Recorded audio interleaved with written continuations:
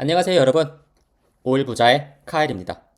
오늘 영상에서는 화장품 산업의 숨겨진 진실을 파헤치고 이를 바탕으로 안전하고 효과적인 천연 화장품을 만드는 법까지 알아보려고 합니다.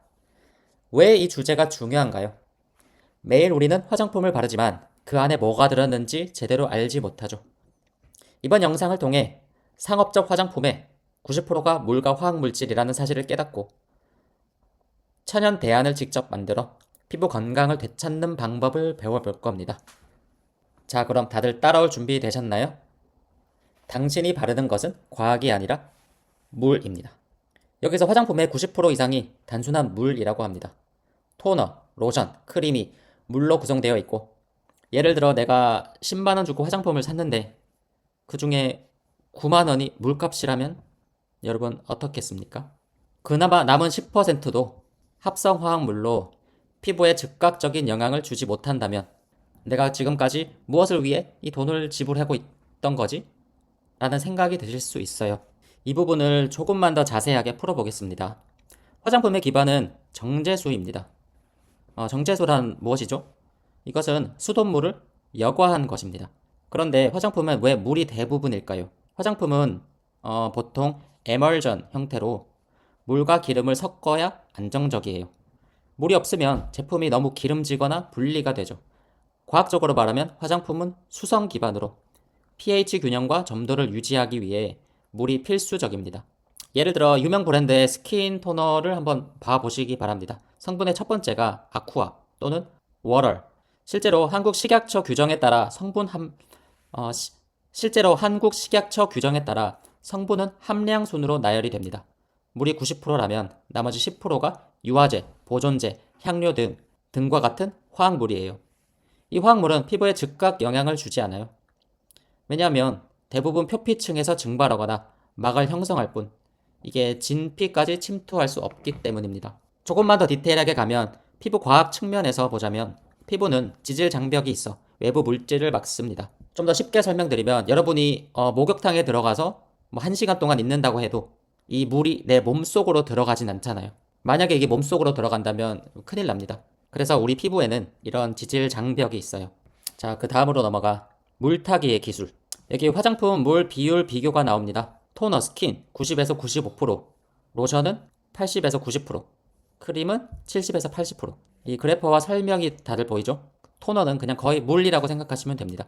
예를 들어 여러분이 스킨이나 토너를 고른다. 화장품 판매하는 곳에 가서 스킨이나 토너를 사려고 합니다.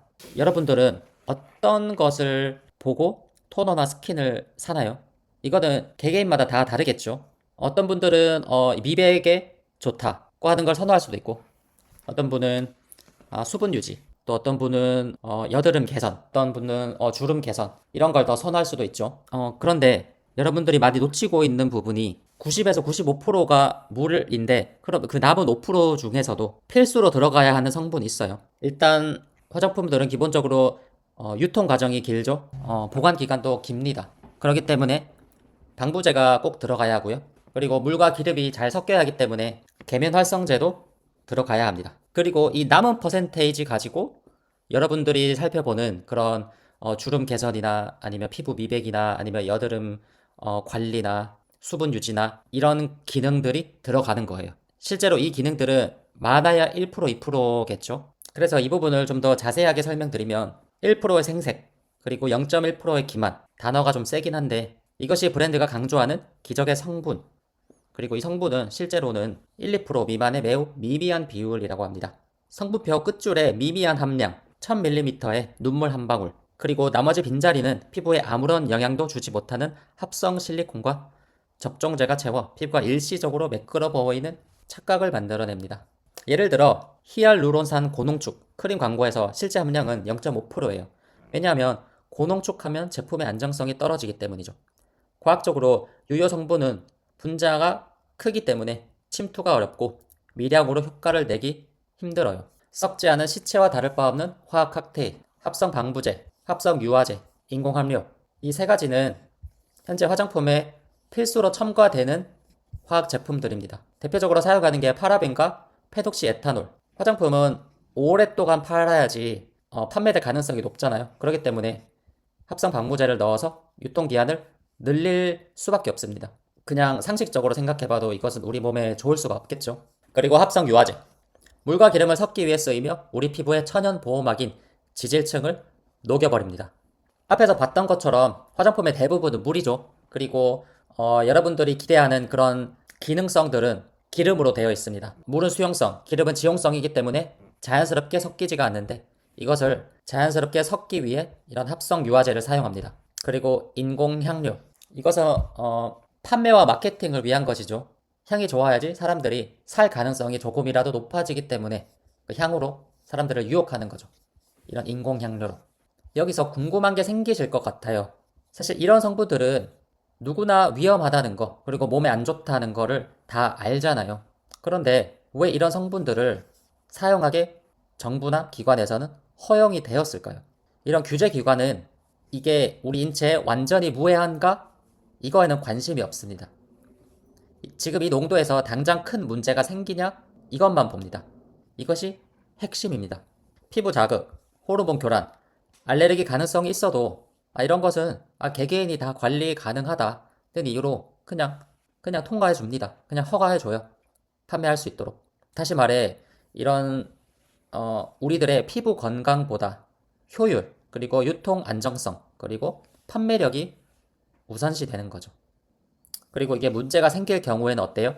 그런 사람들은 민감한 소수로 분류되고 책임은 개인에게 돌아갑니다. 그래서 화장품은 치료제가 아니라 버틸 수 있는 선까지 타협한 공산품이다. 이렇게 생각하시면 됩니다. 그래서 여기까지 시중에 판매되는 화장품의 민낯, 단점들에 대해서 알아봤는데 그렇다고 우리가 아무것도 안 쓰고 살아갈 수는 없잖아요. 그래서 여기서부터는 대안으로 어떤 것을 사용하면 좋은지 소개해 드리려고 합니다.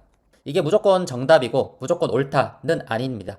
제가 아는 것 중에서 가장 좋은 대안, 제가 스스로 사용해보고 체험해보고 만족했던 그런 경험, 그것을 공유해 드리는 것일 뿐입니다. 그래서 참고만 하셨으면 좋겠습니다. 대부분의 화장품 베이스는 정제수입니다. 정제수란 화학적으로 처리된 죽은 물이죠. 수분은 공급하지만 피부에 작용하는 정보와 생명력은 없습니다. 저는 정제수를 로즈 하이드로졸로 교체하여 피부 기초 체력을 강화합니다. 그럼 여기서 로즈 하이드로졸이란 무엇이냐? 장미꽃을 수증기 증류하는 과정에서 얻어지는 천연 꽃수입니다. 에센셜 오일의 부산물이 아니라 그 자체로 피부에 유효한 성분을 담고 있는 완성된 원료입니다. pH 4.5에서 5.5로 건강한 피부와 거의 동일한 약산성 환경입니다. 인위적인 조절이 아닌 자연이 만든 피부 친화적인 pH 농도입니다. 그리고 하이드로졸 중에서도 로즈 하이드로졸이 최상급입니다. 아시는 분은 아시겠지만 에센셜 오일 중에 가장 비싼 게 로즈 에센셜 오일인 거 다들 아시죠? 마찬가지로 로즈 하이드로졸은 하이드로졸 중에서도 가장 등급이 높은 원료로 평가됩니다. 그 이유는 원료 자체의 희소성, 그리고 증류 과정에서 손실 없이 남은 미세 유효 성분, 그리고 항염이나 진정, 그리고 피부 균형 조절 능력이 모두 뛰어나기 때문입니다. 그 다음으로 고효능 성분의 선택과 집중. 화장품에 관심이 많으신 분들이라면 이 네 가지 성분 들어보셨을 겁니다. 이 성분들은 단순히 이론적으로만 좋은 성분이 아닙니다. 엘리자베스 아덴이나 에스티 로더, SK2와 같은 메이저 고가 브랜드들이 오랜 시간 검증하며 반복 사용해온 성분들입니다. 하지만 시중의 대부분 화장품들은 이 성분들을 마케팅이 가능한 최소량만 담고 그 자리를 물로 채운 제형이 많습니다. 저는 이 방식과 다르게 물을 최소화하고 실제 피부에 작용하는 이 성분들을 듬뿍 사용해 천연 화장품을 만듭니다. 그리고 원료도 어떤 원료를 사용했냐가 중요하겠죠. 가공을 최소화하고 유기농에 가장 가까운 프리미엄급 원료만 엄선해 사용합니다. 그래서 그냥 들어있다가 아니라 피부가 느끼는 농도와 원료의 질을 기준으로 화장품을 만듭니다. 그 다음으로 첨가되는 게 호호바 오일입니다. 합성 유화제와 실리콘은 바르는 순간 좋아 보이게 만들 수는 있습니다. 하지만 그 효과는 씻어내는 순간 끝입니다. 하지만 이 호호바 오일은 다릅니다. 처음에는 조금 심심하게 느껴질 수 있지만 시간이 지날수록 피부 반응 속도, 예민함, 회복력이 달라집니다. 여기 보시는 것처럼 피부 장벽 강화, 효력 성분 침투 촉진, pH 밸런스 조절, 산화 안정성, 민감 피부에 적합. 이건 피부를 덮는 관리가 아니라 피부를 다시 교육하는 관리입니다. 그리고 이 부분이 핵심이죠. 자연의 방부 시스템입니다. 화학 방부제 대신 고순도 에센셜 오일을 블렌딩하여 천연 방부 시스템을 구축할 수 있습니다. 식물은 수백만 년 동안 합성 방부제 없이도 살아남아 왔습니다. 그 해답이 바로 에센셜 오일 속 테르펜이라는 구조입니다. 테르펜은 병원성 미생물의 증식을 억제하면서도 생명 시스템 전체를 파괴하지 않는 선택적 방어 메커니즘을 가지고 있습니다. 천연 방부의 핵심은 살균이 아니라 균형입니다. 화학 방부제는 모든 균을 구분하지 않고 죽입니다. 하지만 고순도 에센셜 오일 블렌딩은 나쁜 균의 과도한 증식은 억제하고 피부 환경 전체는 망가뜨리지 않습니다. 합성 방부제에 비해 유통기한은 줄 수 있지만 피부 수명은 늘리게 됩니다. 하나씩 살펴보면 라벤더, 제라늄, 파촐리, 로즈마리, 팔마로사, 일랑일랑 구체적인 기능들은 한번 읽어보시길 바라고요. 이 6가지 오일들은 피부 환경이나 컨디션에 상관없이 순하고 누구나에게 좋기 때문에 이 6가지가 메인으로 잡혀있고 아래 보시다시피 추가 가능 에센셜 오일들이 여러 가지가 더 있습니다.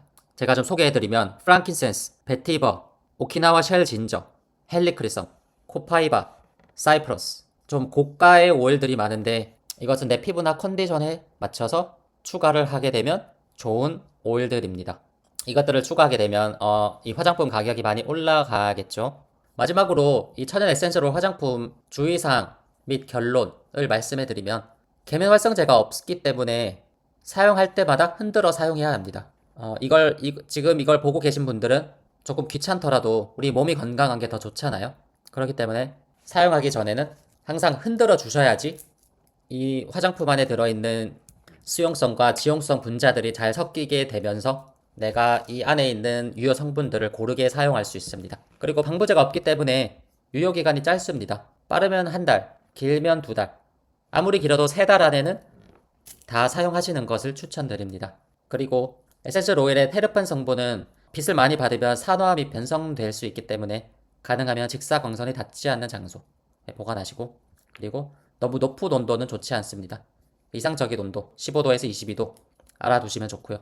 제가 오늘 내용을 요약해서 한 번 더 언급드리면 어떤 분들은 이거 너무 귀찮은데 너무 어려운데 라고 생각하실 수 있습니다. 분명 그렇습니다. 저도 처음엔 그랬고요. 저도 부끄럽지만 작년까지만 해도 쿠팡에 들어가서 제일 싼 화장품 그냥 올인원으로 된 가장 간단하고 가장 간편한 그런 제품을 사용해 왔습니다.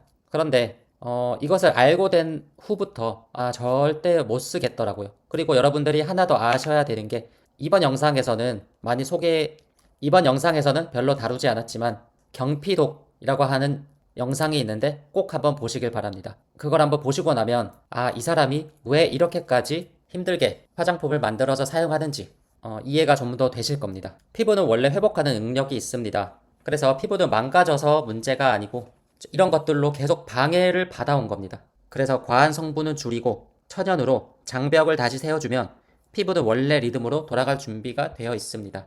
오늘 이후로 뭘 더 바를까를 고민하기보다 뭘 빼야 할까를 생각해 보시고 정말 내 피부에, 그리고 사실 내 피부가 전부가 아니고 내 몸에 어떤 게 좋고 내 몸이 어떤 것을 더 좋아할까 한번 생각해 보시면 좋겠습니다. 오늘 영상이 많은 분께 도움이 되었으면 좋겠습니다.